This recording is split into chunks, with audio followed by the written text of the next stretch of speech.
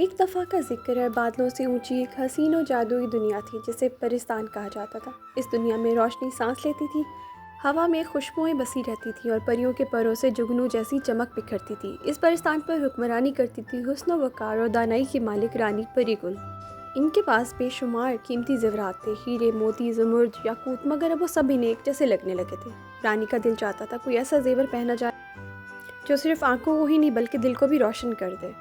ایک دن رانی نے شاہی دربار میں اعلان کروایا، پرستان میں پہلی بار عظیم جیولری مقابلہ منعقد کیا جائے گا۔ جو جیولری ڈیزائنر ایسا زیور بنائے گی جو خوبصورتی کے ساتھ احساس اور عاجزی کی مثال ہو، وہ شاہی جیولری ڈیزائنر کہلائے گی۔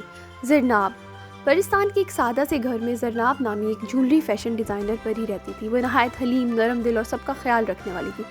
وہ زیورات صرف سجاوٹ کے لیے نہیں بناتی تھی بلکہ ہر زیور میں دعا، محبت اور تحفظ کا احساس شامل کرتی تھی۔ غریب پریوں کے لیے وہ سادہ زیورات بنا دیتی، کسی کے ٹوٹے زیور کو مفت میں ٹھیک کر دیتی اور کبھی اپنے کام پر غرور نہیں کرتی تھی۔ جب جیولری مقابلے کا اعلان ہوا تو زرناب نے خاموشی سے حصہ لینے کا فیصلہ کیا۔ پرستان کی مشہور جیولری پریاں بھی مقابلے میں اتری، کچھ نے بھاری ہیرے چنے، کچھ نے صرف اپنی دولت اور شان دکھانے کی کوشش کی، مگر زرناب خاموشی سے اپنا کام کرتی رہی۔ وہ جانتی تھی کہ اصل خوبصورتی زیور کے وزن میں نہیں بلکہ نیت کی صفائی میں ہوتی ہے۔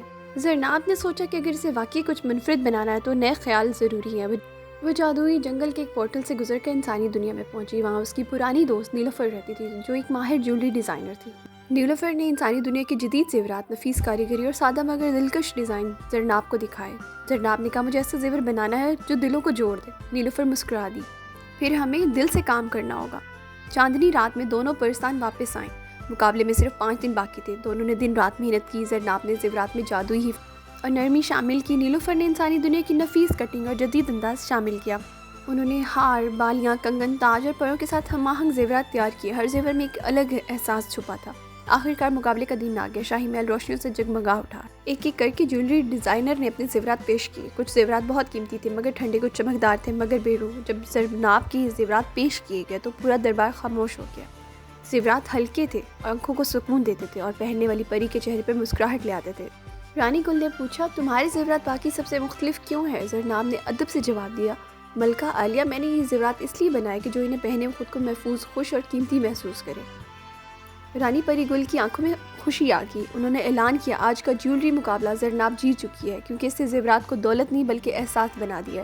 رانی نے زرناب کو شاہی جیولری ڈیزائنر کا تاج پہنایا۔